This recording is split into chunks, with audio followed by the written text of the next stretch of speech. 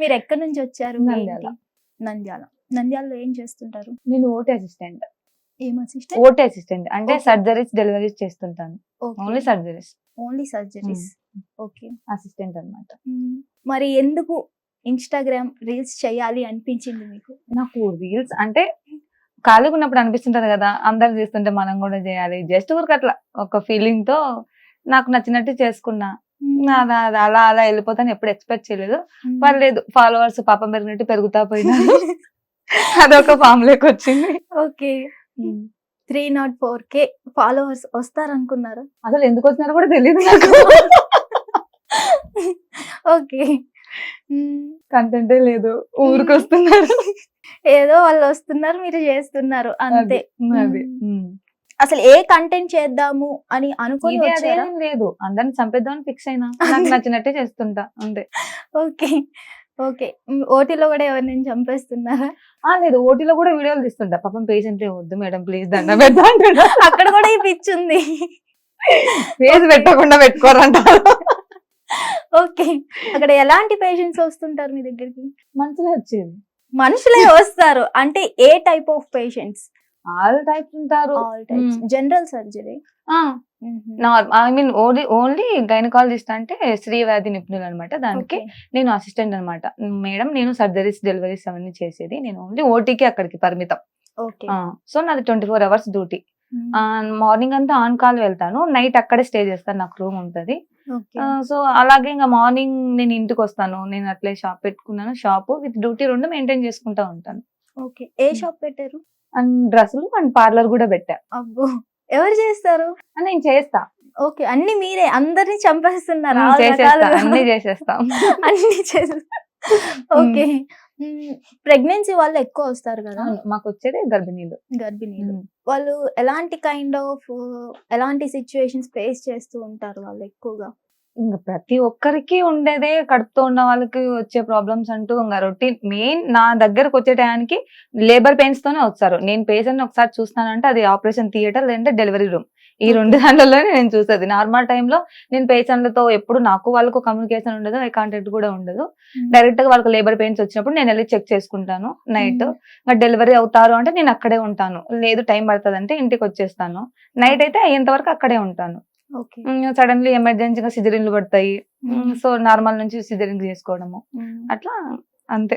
ఏమైనా ఆపరేషన్ చేసినప్పుడు ఆపరేషన్ ఆపండి వీడియో చేసుకోవాలని అలా ఏం లేదు, కానీ మా మేడం కి తెలియకుండా సైడ్ నుంచి ఒక సెల్ ఫోన్ కూడా పెడుతుంటే అప్పుడప్పుడు, ఫస్ట్ స్టార్టింగ్ లో అనమాట. అదేమవుతుందంటే మధ్యలో ఎవరొకరు అడ్డం రావడం కనిపించకుండా, అది ఉరుకులు పరుగులు ఉంటది కదా ఆ టైంలో, సో వీడియో సరిగ్గా రాలే అనమాట. ఇట్లాంటి రిస్కులు ఎందుకు చెప్తే కుట్టించుకోవాలని మానేసిన. ఓకే. మొత్తానికి ఆపరేషన్ థియేటర్ లో కూడా అట్లాంటివి మచ్చలు చేస్తున్నాం.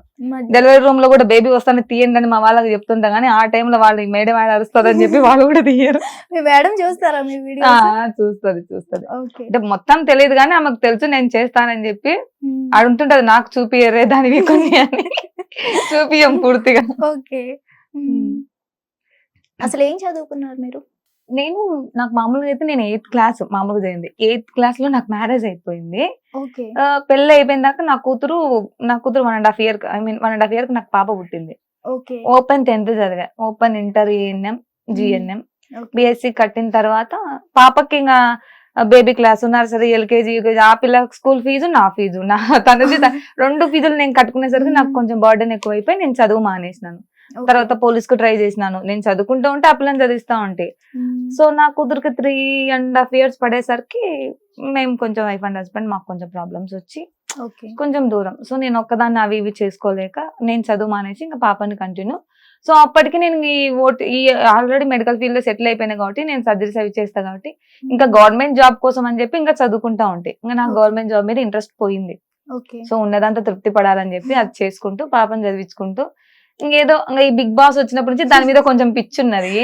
దానికోసం 2 రీల్ తీద్దాంలే అని చెప్పి అట్లా తీసుకుంటూ పోయే కొద్దీ ఫాలోవర్స్ పెరుగుతున్నారు కదా అని చేస్తా పోతున్నా. వీడియోస్ పెరుగుతున్నాయి, పాపాలు పెరుగుతున్నాయి, ఫాలోవర్స్ పెరుగుతున్నారు. ఓకే. అంతే. అంతకుమించి దానికోసం అని ప్రత్యేకంగా రెడీ అయిపోయి వేరే లొకేషన్స్ పోయి వీడియోలు తీసుకునేది అయితే ఏం లేదు. దట్టు నా ఫోన్ పెద్ద ఐఫోన్ కాదు, అలాగని బాగా కనిపించేంత ఫోన్ కాదు. బ్యాక్ కెమెరా పూర్తిగా పనిచేయదు నా ఫోన్ నుంచి ఏదనక, ఓన్లీ ఫ్రంట్ నుంచే. అది కూడా 5 years బ్యాక్ 4000 కి సెకండ్ హ్యాండ్ లో కొన్న ఫోన్. ఇప్పటికీ అదే నాకు రన్ అవుతా ఉంటది.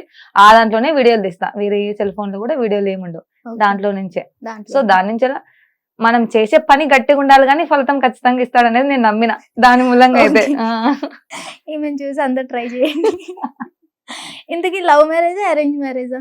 మా ఆయనది లవ్, నాది అరేంజ్. చేసుకోవాల్సి వచ్చింది అంతే. ఇంటి పక్కల ఎందుకు వచ్చి నన్ను పెళ్లి చేసుకున్నాడు. ఇంటి పక్కన వాళ్ళని చూడడానికి వచ్చి మిమ్మల్ని నేను చేసుకున్నారు. ఆడుకుంటూ ఉంటే, కబడ్డీ ఆడుకుంటుంటే ఓకే, మా ఇంటికి వచ్చినారు. ఎంగేజ్మెంట్ అయిపోయింది అన్నారు. కబడ్డీలో అతన్ని పట్టారు. అయిపోయింది. నేను పెళ్లికి 10 days ముందర నా పెళ్ళి అని చెప్పాను అంతే. నాకు వెడ్డింగ్ కార్డ్స్ కూడా తీసుకొచ్చి, ఆయన ఫేస్ కూడా తెలియదు. పెళ్ళైనా కూడా ఆయన ఫేస్ గుర్తులేదు నాకు. ఆషాఢ మాసం అనేది ఇదని అయిపోయినాయి కదా. ఆడుకుంటూ ఉంటే మీ ఆయన వచ్చినాడే అంటుండే, నాకు అందరికి ఆయన ఫేస్ కూడా తెలియదు. అంత నెలకు క్లారిటీగా మా ఆయన ఫేస్ గుర్తొచ్చింది నాకు. పెళ్ళైన నెల వరకు ఫేస్ గుర్తులేదు నాకు. 8th class లోనే చేసేసంత సిచ్యువేషన్ ఏమొచ్చింది అంటే, నాది కొంచెం మెచ్యూరిటీ బ్రెయిన్ అన్నమాట. ఇది పెద్ద పెద్ద సీక్రెట్. 8th standard లో మా ఊర్లో, అంటే బేదంచెర్లకు మా స్కూల్ అన్నమాట. నాది మా ఊర్లో 7 వరకే. బేదంచెర్ల శేషారెడ్డి హై స్కూల్, నాది 8th standard. బస్సుకి వెళ్ళాలి. మాకు 4కి క్లాస్ స్కూల్ అయిపోతుంది, 5కి బస్సు వస్తుంది. 1 hour ఖాళీగా ఉండాలి, బస్ స్టాండ్ లో కూర్చుంటాం. అక్కడ అదే చిల్లర వాళ్ళు ఉంటారు కదా, అన్న అబ్బాయిలు వాళ్ళందరూ. వాళ్ళు వచ్చి మీరు మెచ్యూర్ అయ్యారా, విద్యమని చేయారా ఇవన్నీ అడిగాడు. కాలేదు అన్నా, నాకు తెలియదు అంకుల్ అని చెప్పా. పక్కకు వస్తావా నేను చూపిస్తా అన్నారు. తెలియలేదు కదా, వస్తా పాని ఆయనతో పాటు వెళ్ళా అన్నమాట. అది మా వాళ్ళు చూసి వాడిని కొట్టి పట్టుకొని వచ్చి, ఇది ఎక్కడ ఎవరు పిలిస్తే వాళ్ళ దగ్గర కొత్త తింగది చదవద్దేమని మానిపించేసి, అది రీజన్. ఆ భయంతో ఏం తెలియదు లోక జ్ఞానం అని చెప్పి చదువు మానిపించారు. మానిపించిన కొన్ని రోజుల్లోనే ఇట్లా పెళ్లి సంబంధం సడన్ గా కలిసి వచ్చింది. కట్నం వద్దు ఏం వద్దు, మాకు అమ్మాయి కావాలని చెప్పి. భయపడలేదా అంత చిన్న ఏజ్ లో మరి పెళ్లి చేసుకోవాలి? పెళ్ళి అంటే ఏంటో కూడా తెలియదు, భయం ఎందుకు వస్తుంది? పెళ్ళి అన్నారు, బాగుంది, చుట్టాలందరూ వస్తున్నారు, పెళ్లి ఓకే యాక్సెప్టెడ్ అయిపోయింది.